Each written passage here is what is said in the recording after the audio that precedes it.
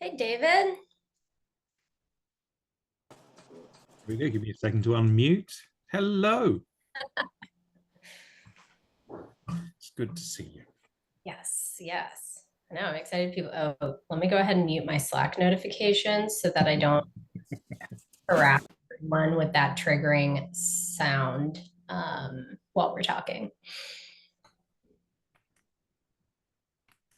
Hello, Mary.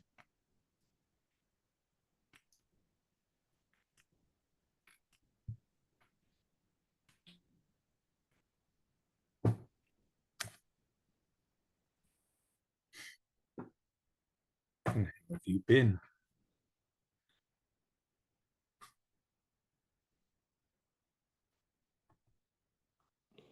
Hi. Sorry, I was just posting in the community to let people know that we're getting on. And yeah, that's why I didn't answer. Let's see. I just got home, so I'm trying to quickly get in here and make sure nobody has any issues. We have 23 that signed up for it. Exciting. No pressure. I'll try to say smart things. You'll do fine.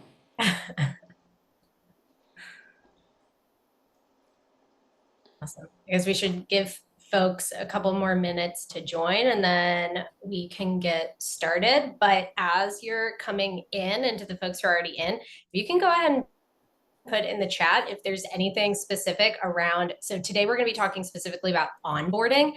If there's anything about onboarding that you're really interested in discussing, I've got some slides. I've got some things to share, some of my thoughts and opinions on onboarding. But I really am much more interested in addressing anything specific that folks want to talk about rather than just me talking at you for a period of time. So feel free, put any thoughts, questions, specific challenges maybe that you've been having around onboarding, put them in the chat, and then we'll get started. Or if you are amazing at onboarding and you have absolutely no issues ever, put that in the chat too. Then I'll want to learn from you. I would love to hear about your experience, like what you see companies, um, how customer marketing and advocacy should play a role in onboarding. I've seen that this topic comes up a lot for our community with, onboarding and adoption. And I'd just love to hear how you've seen it being used or given the responsibility in CMA. So, Cool. Can definitely talk about that. Yeah, I've seen every company, I think, handles it slightly differently. So I can certainly give examples of what I've seen and done, what I think works well, what I think doesn't work well. All right. Anybody else? Everyone's so quiet. No, nothing. oh, you're just gonna have to start calling people out. I know, That's what. I know. I will do that at in a little bit. But okay, let me go ahead. I do have some slides. Let me share and start slideshow mode. Okay, so can you see the screen? Requisite check. Beautiful. Yeah. All right, so this is the first of, I think I'm on the docket for two other sessions where we'll talk about onboarding and adoption. I'm calling this series Onboarding and Adoption from the Trenches. If we haven't gotten the chance to meet before, I'm Taylor Page. Currently, I'm the Director of Customer and Growth Marketing at Kong. We're an API platform company. API management is the industry we play in. So but I've worked in quite a few industries, primarily in the SaaS world. And I've had lots of different roles, customer marketing primarily for the last probably 5-6 years, but I call myself a go-to-market jack of all trades. I've done customer success and AE. I ran a business development team. I've run strategic partnerships. I've done product marketing, done a little bit of everything. And I think that really informs my approach to onboarding. And as I said, questions, comments, this is terrible. That's all fine. Put it in the chat and I'll respond from there. All right, so let's first get on the same page about what we're talking about when we're talking about onboarding. I actually would say that onboarding starts before the paper is signed, before the contract closes, but operationally, we'll talk about things that happen after. But when we're thinking about onboarding, right, we're thinking about, okay, especially if you're in the B2B world, you've just brought a new customer on board, they've signed the deal, they need to get started with your product. How can you in customer marketing, to Mary's earlier point, what can we in customer marketing do to assist with onboarding to make sure that they're super successful long-term with the product and with your company? I always think that onboarding is actually the most important part of the entire customer lifecycle. If you are starting from a strong place, if you're starting from a place where you understand what the customer's needs are, and you're building out whether you have to build out some of their infrastructure to support your product, whether you're just getting them started and you're setting up their teams in a right way, right? Their first experience, those first aha moments that they have, that is so crucial to their success long term. So I'm really passionate about onboarding as a part of the customer lifecycle, because I think it is, if you have poor onboarding, your chances of renewal are so much lower. And I've seen that in all the companies that I've worked at. I'm sure y'all have too. I've been at companies where onboarding was frankly painful and took a really, really long time. And guess what? Churn goes up, is directly correlated with that. If it takes them 6 months to see value, by the time they get to 12 months and it's renewal time, what are they supposed to think, right? I think it is the best way to set yourself up for success. So, but let's start and dive into a little bit of my thoughts and philosophy on onboarding. So you won the deal. Now what? When I was putting this together and trying to think about, what are my sort of guiding principles of onboarding? And again, I've done this now at a bunch of companies in very different markets, in very different industries, and different types of products. For example, my current company is in, as I mentioned, API management. We have an extremely technical product.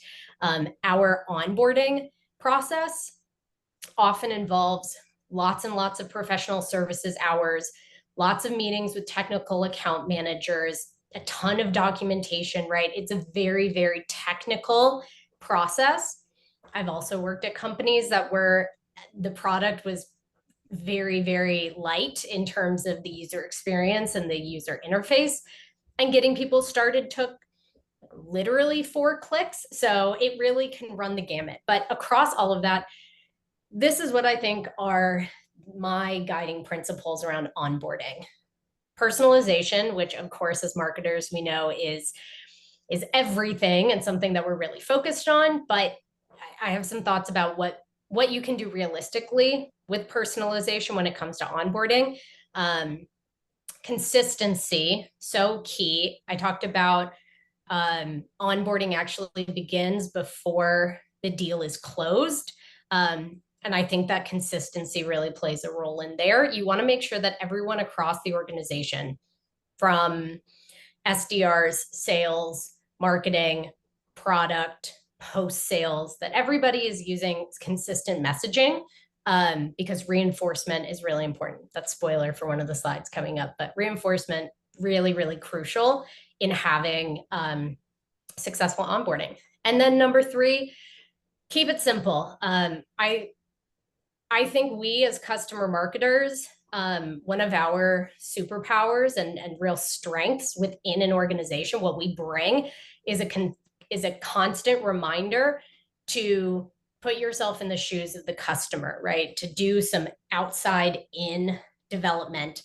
I'm sure you've all seen teams really get very, very focused on what we already know. Oh shoot, my Zoom sometimes glitches. Sorry if my camera freezes, but I'm still here.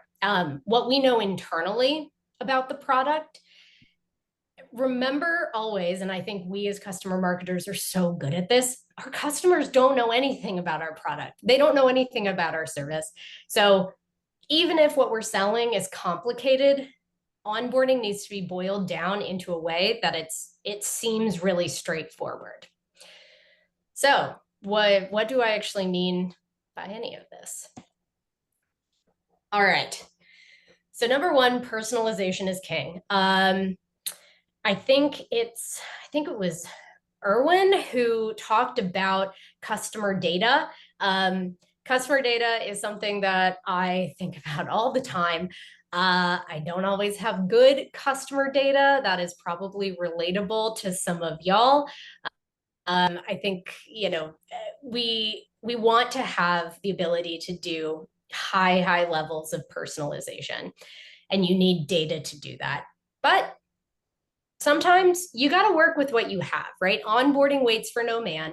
I always think, especially in life, but especially when it comes to onboarding, it's better to do something than to do nothing, right? Your bias should be towards action and just getting something out there. So you might not have the data that you would really want to do super in-depth personalization in your onboarding. And when I'm talking about onboarding personalization, I think what I'm really thinking of is how can you make sure that your recommendations as you're pushing people along deeper into the product, deeper into their experience, how can you make sure that you're actually addressing, one, the initial issues they were trying to solve by purchasing your product, addressing the role that they're in, and then even more granular than that, addressing the department they're part of, the industry, the region, right? There's so many different layers to personalization.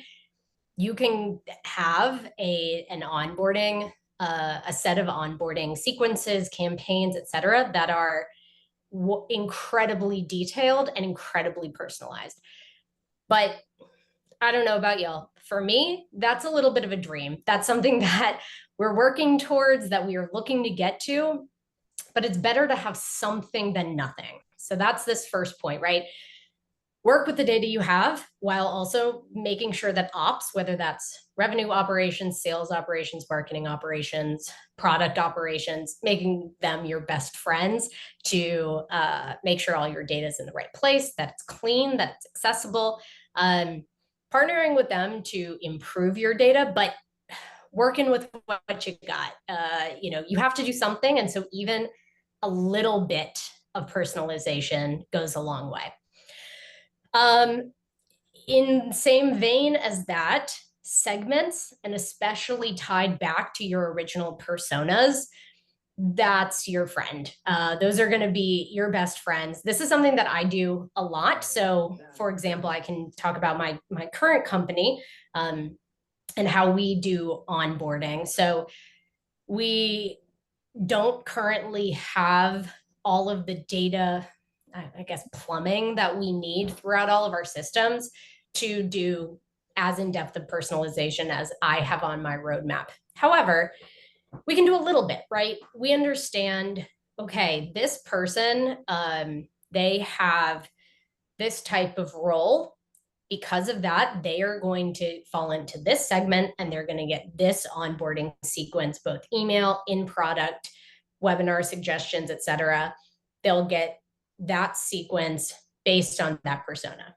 That's still really wide, right? There's a lot of people, a huge percentage of of people who sign up for our product are going to fall into that, but it's better than nothing, right? So we might just have 3 segments to start with, and that's fine, right? And then any amount of action-based personalization you can do, or action-based segmentation that you can do, is always great. I'll talk about channels in a later slide, but whatever system that you're using, whether you're doing in-product comms, I know some people, Mary, this gets a little bit to your question about what's the role of customer marketing in onboarding. Some of y'all might be in charge of or part of the team that does in-product communications.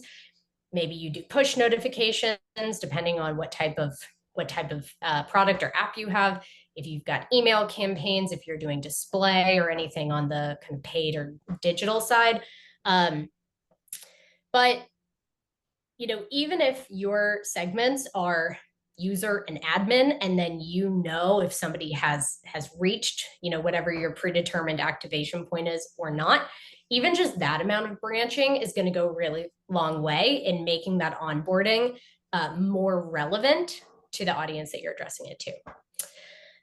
All right. And then lastly, I think one of the things, I guess I didn't finish typing here. That's on me. Use account insights from the field to inform. What was I trying to say here? Great question. Well, I think we can just cut it off right there, right? Use account insights from the field to inform your different segments and your different amount of segmentation. I've got a question in the chat. What I mean by this is, yes, Mary from the chat, definitely personas.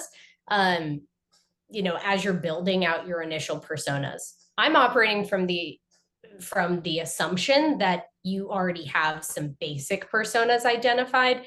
If you don't, definitely you should always be using account insights from the field to inform your personas. But I think when you're looking at how you're going to segment your onboarding, how you're going to do even any amount of personalization, using those broad trends that you see from the field can be really helpful, right? You might not be able to get down as granular in terms of personalization as you'd like, but even understanding, hey, we talked to, this is going to be totally an example. We talked to, this role, we talked to IT managers and engineering managers who are using our product in finance industry. And what we've found is that they specifically are really, really interested in I'll use an example from Kong. They're really interested in our plugins to help with authentication and authorization. Okay, that's a pretty basic insight, but even just that helps us understand, all right, if we're building out what this initial onboarding sequence looks like, and we're doing even a little bit of branching, that gives us something to enrich what we're saying. So again, we can take more and more input from our actual customers, from the people in our team who talk to our customers all the time, and make sure that we're using that to inform our different segments. I think that's what I was trying to say. All right, questions, thoughts about personalization? Anybody have amazing customer data and they have literally no issues with creating super in-depth segmentation? No? All right. No, I've seen where a lot of people have dirty data. Can you just go to the last couple of slides quick? Oh, sure.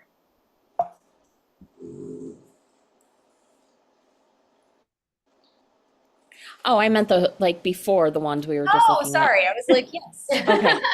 I was wondering if I missed, sometimes I like to have a list of what that data could look like. I wondered what your your list would be. Would it be based on the size of the company or the industry or vertical or something like that? Or would it be more behavioral, based on the different types of advocates and things like that? Yeah, I think that if you have really good data, the amount of slicing and dicing you can do with it is pretty endless. And I think you can, I don't know if I can say this to a bunch of marketers, I think you can over personalize, right? Only to the extent that I think you can make your life really difficult if you create so many different segments and so much amount of personalization that you've got, all of a sudden you have, instead of 10 emails, you've got 30 email sequences all for onboarding that you're managing. If you have to change something, you have to change it across, right? I think you can make it a little too, you can go too far with it. I think when I'm thinking about good data that you want to be able to use use. I would say, yeah, it falls into kind of there are three buckets. I would say there's firmographic data that we want to think about. So that is going to be company size, number of employees, industry, region, that type of information. So we want to have that data. Sorry, I should put this on a slide too. All right, well, firmographic data. Then we would want to have persona data, right? That's getting down to the contact level or the user level, depending on your systems. At the user level, you want to understand what's their role, what's their title. If you have titles that all fall into a specific persona, that makes your life a lot easier. You could understand ideally, so have they used your product before? That's information that you might have access to. For us, so Kong has an open source platform and an enterprise product. And we, in our Salesforce, on our various accounts and contacts, we have it indicates whether or not somebody has used open source. If somebody has used Kong open source before, that demonstrates that they have a high level of familiarity with the product already. So that means that we're going to tailor our onboarding a little bit to take into account that they have some amount of knowledge. And we're really going to focus then on the new features that they have access to. That's something around kind of some of that persona. And then the third is, product data. So any amount of product data you have around what people are actually doing, this is for some companies, this might be the most basic data that you have a lot of access to, especially if you're in a SaaS situation, and especially if you're using a tool like AppQ's, Walk, Hendo, Intercom, anything like that, and you have a good product analytics or product data team, you very well might have access to a lot of that information. And just that is great. If you can say, okay, this person has accessed this feature, I don't know, whatever your product does. I'll keep using examples from my company because that's easiest. They've set up an API, they've set up a service, they are sending API requests through our API gateway. That's really important information for us to know in order to, again, tailor that communication. So again, firmographic, persona, and product would be the three kind of buckets of personalization data that I'm talking about, or that I think about. Thank you. Yeah. All right. Another chat. Hooray. What do we got? Not centralized. Yes. Okay, so the question, data is often not centralized. Customer success, tech support, users, training enablement, great sources. Absolutely. Where do you in the sphere of ops tend to prioritize info sourcing? Oof, data not being centralized, like I don't know any company that doesn't have data issues. I agree. So I think one of the things that we do that I think is good is that all of our support, customer success, and sales data is centralized in Salesforce. That is our source of truth around feedback from tickets that are closed, customer success calls, health scores, all of that. We have that centralized in Salesforce. On the DB side, basically it all goes through. Everything is warehoused in Snowflake, and then it gets piped out to it comes in and then gets piped out to various sources. In terms of prioritizing sourcing, I do spend a lot of time in Salesforce looking at the data that's available in there already.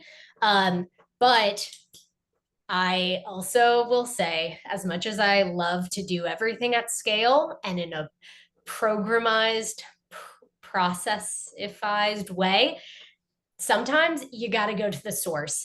So another huge part of how I do onboarding and customer marketing in general and advocacy is having very strong relationships with leaders, especially in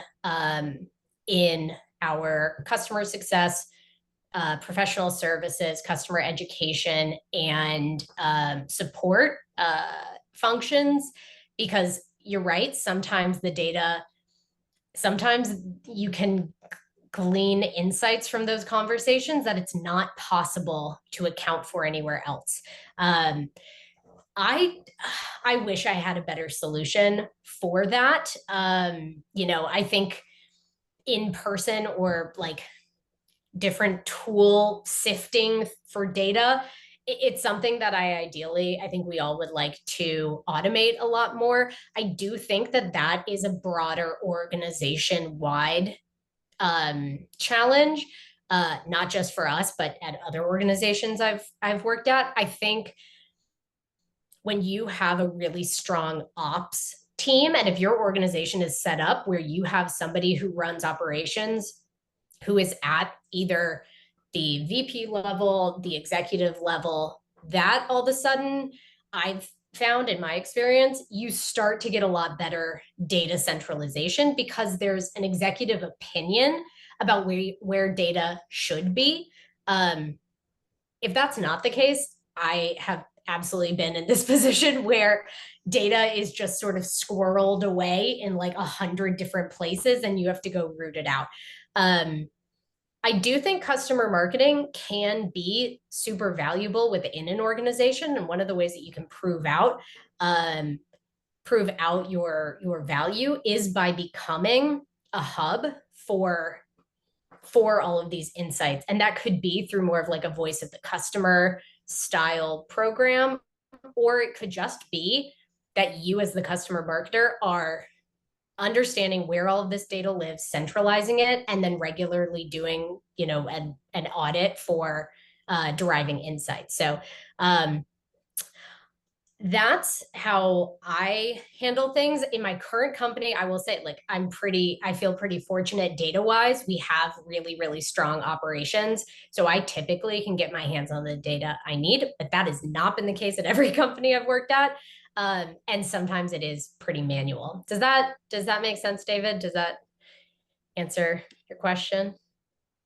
Yeah, that answers the question. Mine is based on the fact that I had 27 separate work streams for data sourcing it in a prior organization. So it was just, what's your insight, and yours aligns pretty much with mine. So. We all wish it was better. Sometimes it's not. That's my like not at all genius insight on this. Yeah. I wish I had something better than. I hope you get an executive who has a strong opinion about this and helps drive it from the top down. That's what I've seen work. I wish that wasn't the case. All right, so mindful of time, let's talk about consistency. I don't think this is anything revolutionary to anybody, but similar to what I was saying before, right? I think there's a ton of insights that we can glean from sales and CS. And I say, learn what sales and CS are saying, use that same language. I should probably clarify, this is a little bit more bidirectional. I think in most organizations, there's a little bit of,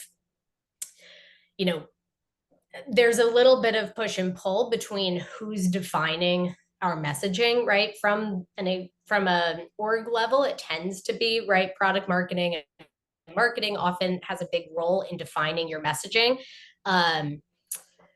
Sales and CS, sales and BDRs may or may not align to that messaging, right?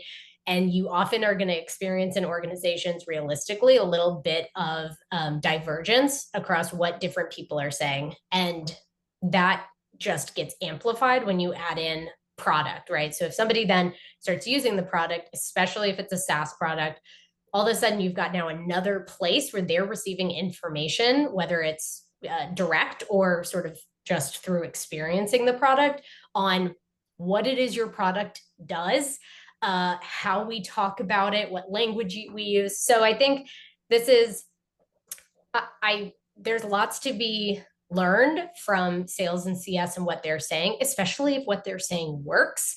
Closed won, closed loss analysis, and seeing what kinds messaging resonates with one deals is really powerful, and injecting that into the language you're using. But some of this is also, right, I think that customer marketing, my experience with customer marketing as police, is that we sit in the middle of a lot of different spokes, right? We tend to work extremely cross-functionally and have a hand, or at least an eye, into a lot of different parts of the organization. And so I think we are in a really strong position to help centralize in the organization what message we're using. And why is, oh, Go ahead. question? No? Okay. Um, if that's, and the reason that that is so important to have consistent messaging is something that all marketers know so well: repetition, repetition, repetition. Ideally, this is how I always build out onboarding sequences if we're getting like operational, right? I understand what our customer success org is going to be sending out, because they're going to be sending something out. They're going to have their own cadence of how they're communicating with their customers. In my organization, professional services is also a huge part of onboarding. I look at what they're sending, what sorts of steps they're prescribing, what sorts of cadence, and then again, what messaging they're using. And I set up in marketing cadences that make sense in parallel with those other tracks. We know that customers are going to be hearing from a lot of people within our organization. They're likely talking to a lot of us, and we all need to be communicating with them because we're going to be saying slightly different things, right? Marketing might be pointing them to educational content, right? Pointing them to events and webinars. Maybe we've got, maybe we're helping with product onboarding, right? We're going to have a lot of things that we're saying with that to them. It should be in line with what they're hearing from other people in the organization, from other groups within the organization. That helps reinforce the messages. That doesn't mean we're saying the exact same thing. We shouldn't say the exact same thing. We're trying to achieve different goals. But if you want something to get across to a customer that has never used your product before, that reinforcement of the same message over and over again is really helpful, in my experience. We've got, all right. And then the third piece, and I think, Mary, this actually maybe gets into a little bit, the idea of what is the role of customer marketing in onboarding. I think something that I really try to push in onboarding is the idea of expanded channel usage. And this is a little bit what I was just talking about, right? Instead of trying to control or like fight against the fact that a lot of us in our company are all going to be talking to the same customers, which that's just a reality. For most organizations, I guess not for all, but for most organizations, that's just the reality. Instead, I think marketing can do, and customer marketing especially, can do can really be helpful in terms of expanding our channel usage. So creating a consistent message, but dispersed through a lot of different channels, whether we are doing email, that's kind of bread and butter for most of us probably, in product communication. I have had a role in or owned in product communication at a lot of my companies. I know that's not the same for everyone. Sometimes product owns that. Sometimes it could be a different team. If you have access to in-product communication, use it. Highly effective. But webinars, running office hours, creating and sharing out a customer portal that maybe has some of this learning hub content, using YouTube, social media, other channels in that world, push notifications if you're in kind of the app, if you've got a mobile app or if you've got desktop notifications, right?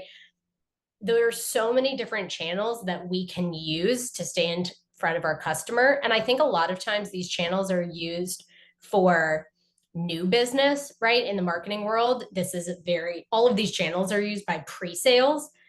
But again, for most companies, especially once you get to a certain size, and most companies that have customer marketing are at a size where it's extremely beneficial for them to invest in their existing customers, the happiness of those customers, using those customers to amplify their sales, to get expansion and upsell revenue, right? We need to be investing in the channels that we are pushing towards our customers in the same way that, say, demand gen is.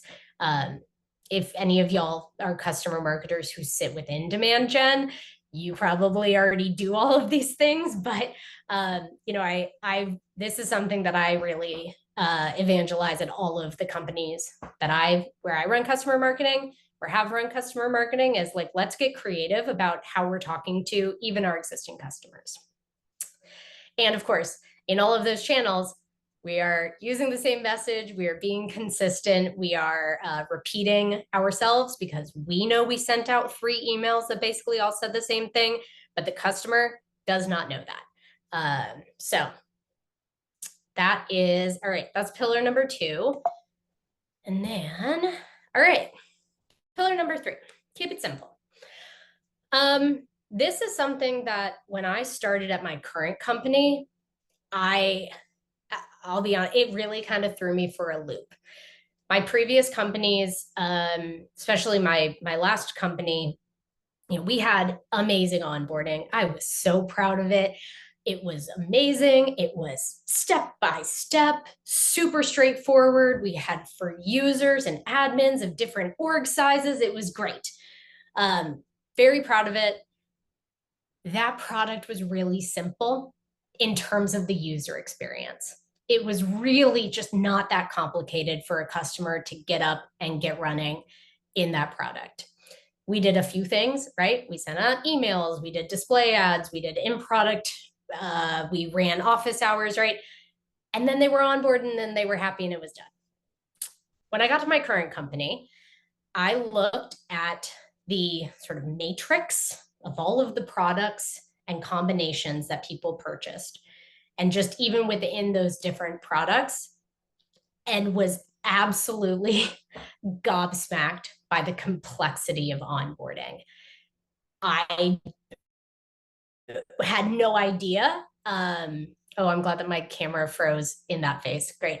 I had no idea where to start. And it took a long time for me and the other stakeholders in the company for us to put together something that made sense, that wasn't so granular that we were going to drive ourselves crazy. And I had to remind myself of my own guiding principle of onboarding, which is that even if the product is complicated, which the product that I work on, it is inherently quite complex, even for the extremely experienced engineers that are implementing it.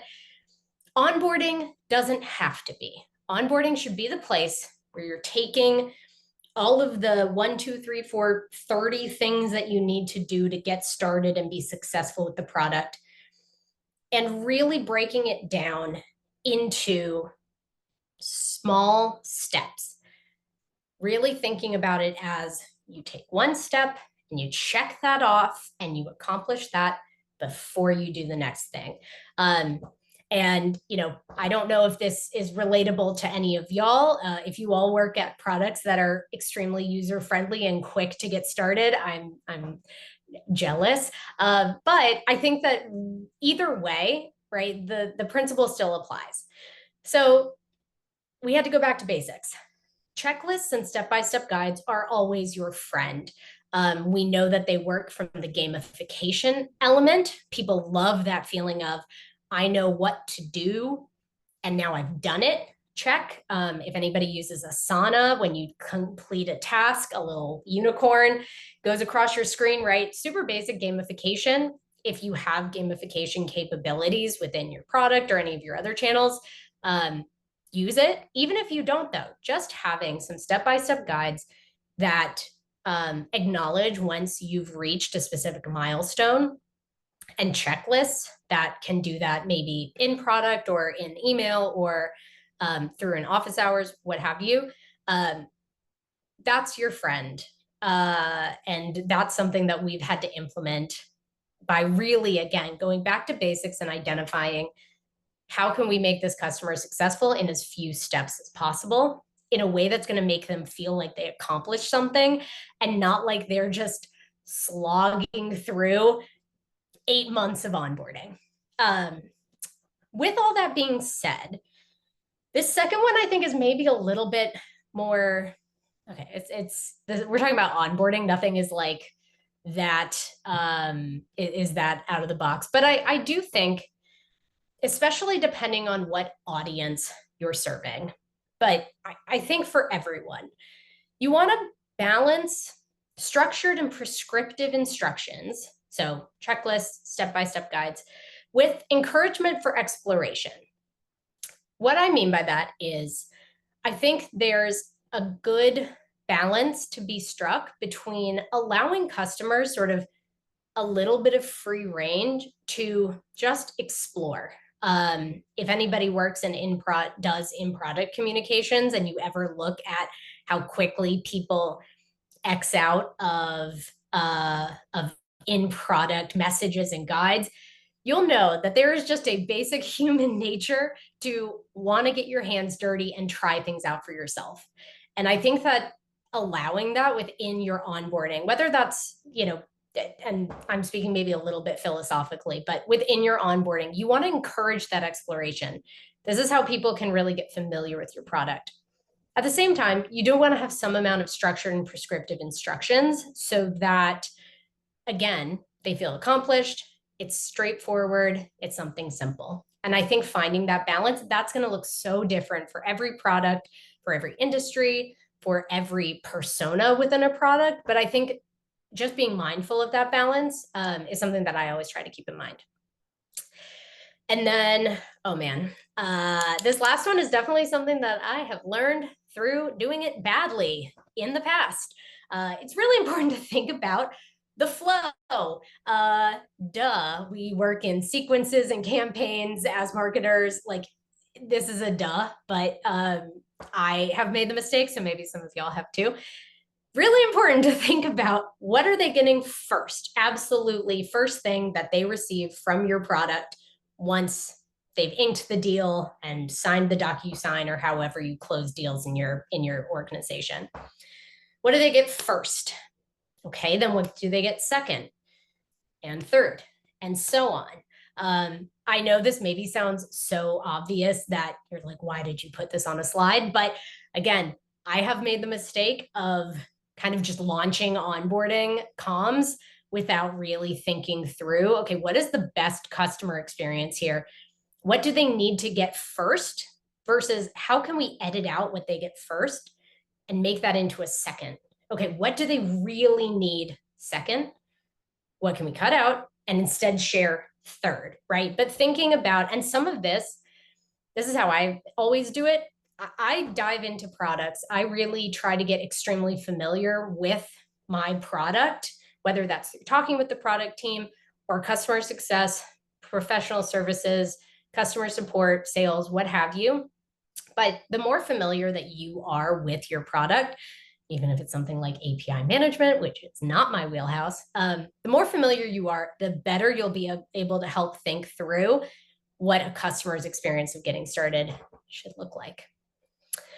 All right, that is what I got for slides. And all right, any questions? I don't know if did I go over? I don't know how long I was shooting for, but here we are. If you have questions, feel free to put them in the chat or come off mute and ask. I absolutely cannot promise that I have answers. I'm not an expert. I just have done this a lot of times, and we can talk. All right, what do we got? Okay, cool. Anything? I'll jump in here. So first off, thanks. This was awesome. I feel like onboarding is something that I'm always like very intimidated by, of like how to do it best. And I kind of get into that mindset, I think, where I don't do anything instead of, throwing things against the wall. So with our customers, it's definitely a long onboarding process. I totally feel you on the complicated process or complicated software. That's definitely us. So people go at different speeds. Sometimes meetings are different. So I'm always like, okay, well, I can't necessarily just turn on a campaign and then, you know, have it just go on, because everybody's at a different speed. So I think I'm at the point where I'm like, do I just kind of set up templates and like run it manually, or like, I guess what advice would you have there? Yeah. Oh man. I deeply relate. Yes. We are just now implementing a standardized post-sales process. So in terms of like having dictated post-sales stages with milestones attached, like that is just now happening here in the last year or so. And we're not a huge company, but we're excuse me, we're a pretty sizable company. I faced the exact issue that you did. What I ended up doing, and I don't know if this is the right thing, but this is what I ended up doing because, as I mentioned, I always am going to have a bias for action. And my main philosophy around marketing is that it is by nature experimentation. We never know if something's right or wrong until you just do it, and then it either works or it doesn't. I'm so sorry. All right. That being said, I think the one thing that you can definitely do, oh my gosh, sorry, I have to cough. Wow, glad this is being recorded. All right.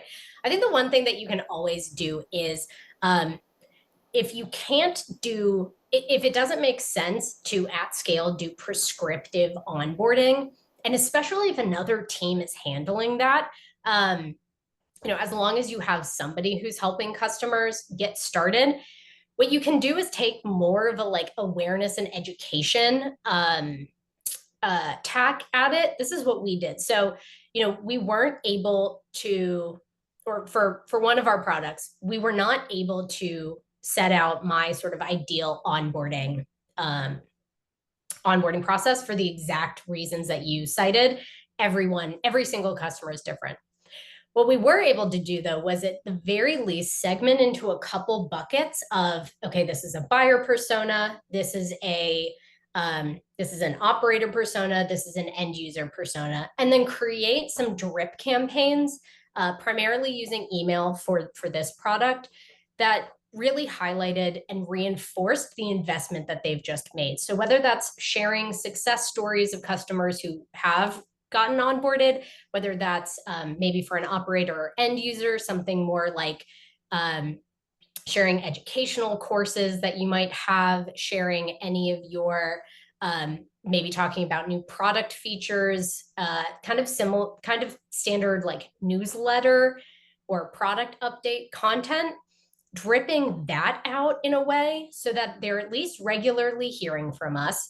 We're providing some amount of helpful content, you know, being selective about what we're sharing. And we're addressing it from like a slightly different angle than a prescriptive product onboarding. And we get, you know, does it work or not? We've had to play around with a few different, like what kinds of content are we sending? But we've gotten to a place where we've got really consistent open rates, and it is at least getting us in front of our customers from an early stage in a scalable way that just it makes a lot more sense than sending like one-off emails or having a sequence that would trigger manually for each customer. Now, if you're in the situation where there's nobody doing onboarding for the customer, that's a different challenge, in which case I would probably recommend something else. But that's the situation that we were in, and that's the tactic that I used to solve that. That's really helpful. Thank you. Yeah. Anyone else?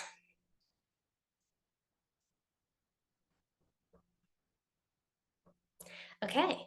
Well, thank you all so much. This has been fun. I feel like I've talked for too long, but thanks so much for joining. And oh, awesome. Yay, Rashmi, I'm so happy to hear that. I will be doing another session about, I think I've covered a lot of onboarding, but we'll do sort of adoption. We'll talk maybe a little bit of other things about onboarding and then adoption over the next couple months. Thank you so much, Mary, for having me. This has been really fun. And please, my LinkedIn, I'm Taylor Page. I'm at Kong. Add me on LinkedIn and feel free to message me if you have any other questions. This was great. Thank you so much, Taylor. This is such great content. And I love that it was, about a product that is difficult to kind of teach and onboard with, because I'm finding that more and more products are. And, um, you know, I think that, if it's something easy to onboard, then great. Like anybody can get on and talk about how easy onboarding is. But when it comes to something more difficult, it becomes a whole function of your job instead of just sending a few emails. And I like the way you walked through that. So I'm excited to go back and listen again, share it, and come to your next session. Yeah, we'll talk. Let's see. Yeah, I've got ideas about what we'll cover in the next few sessions. But yeah, join if you can. And yeah, thanks again for joining and listen to me talk about onboarding for 50 minutes. Thanks, y'all. Have a great day. Bye.